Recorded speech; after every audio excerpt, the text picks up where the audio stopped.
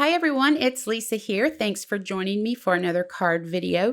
Today I'm sharing how easy it is to create these clean and simple slimline cards using stamps and stencils. Now I have some samples to share with you at the end of the video, so I hope you stick around for that. I want to talk a little bit about the products I'm using real quick. First up, I have the new Slimline Sentiments Eyelet die. Love this die. The thing that I love the most about it is it gives you nice clean edges. There's no stitching. You have the option to use that eyelet trim around it, or you can do like I did and just use the center panel. And you're also going to get the 4-word dies with this, the happy, thanks, hello, hugs, in that scripty font. It's gorgeous font. Recently, Honeybee just released some new stamp sets, and they have coordinating stencils that you can purchase separately. And one that I absolutely love is the Freshly Picked. And this is what got me going on this whole process of stenciling and stamping. And then I realized I could do this with so many of these sets. So I just kind of went crazy making a bunch of cards with this. I'm going to be demonstrating with that Freshly Picked stamp set and stencil, but I also created cards using the Flipping Fabulous stamp set and stencil. Now there's some great little messages in here. Hope your birthday is flipping fabulous, or, you're flipping awesome. Just some really cute things in there. Now here's the Raise a Glass stamp and stencil, and you see this set and the Freshly Picked set has layering stamps with it. So do you have to have that stencil? No. And I'll tell you why I like the stencil once we get into the process of it. But you could do this with those layering stamps. Just keep that in mind that you don't necessarily have to have the stencil to make a card like this, but I just like the way that it looks. Here I have the Freshly Picked stencil. I'm just laying it down over 110-pound cardstock that I ran through my die cut machine with the new die.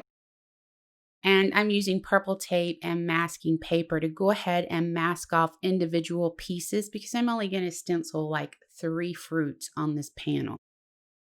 Now, I have to make sure I have everything around me covered up, because if I don't, I get a little crazy with the brush. So if I don't have everything covered up, I usually end up messing up my panel and then have to start over. So that's why I went a little bit overboard with the tape and the Post-it paper.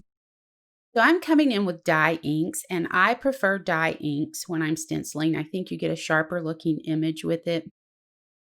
It's also softer. So the edges of it to me are sharper, but the image itself looks softer. And that's why I prefer to do this with stencils over the layering stamps. I think that for this type of card, the soft look you create with the stencil and the blender brush, it's just, I don't know, there's just something about it that I like. So, but like I said, you don't have to use the stencil for this. You could do this with the layering stamp. It's just not going to look quite the same. So now that we have this stenciled, let's go ahead and we're going to randomly stamp the outline images from this Freshly Picked stamp set on the top and lower part of the card panel. Now I'm using VersaFine Clair inks in the colors Morning Mist, and I also use Fallen Leaves on another panel. Now you see me here, I'm coming in with some of the little detail stamps, and while these are meant details for pieces of the fruit, I say go ahead and use them to fill in little spaces that you might have. It adds a lot of fun to the card. And it's a great way to use all the stamps in a set. So I like that. Now I decided I wanted to stencil over the strawberry. So I took my heat gun and made sure that that ink was dry before I started stenciling over it, because I didn't want to smear the ink and mess up this panel. So here you can see 2 of the panels that I created, and I did go ahead and stamp the sentiments, and I heat embossed them with gold embossing powder.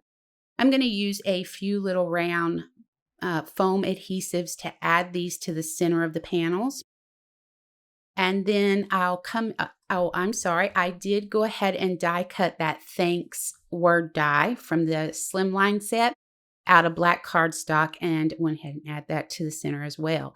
But I'm adding these to white card panels, 110 pound, and I used mounting foam. So here you can see with the flip-flops, with that razor glass. I love the way these turned out. They, to me, turned out so pretty.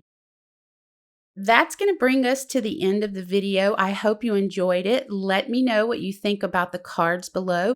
Are you a Slimline card fan? I really appreciate you joining me. I hope you'll click the subscribe button and ring the bell to be notified of new content to the channel. Now, for more information on the products used, head over to the Honeybee Stamps website, and I hope you have an amazing day.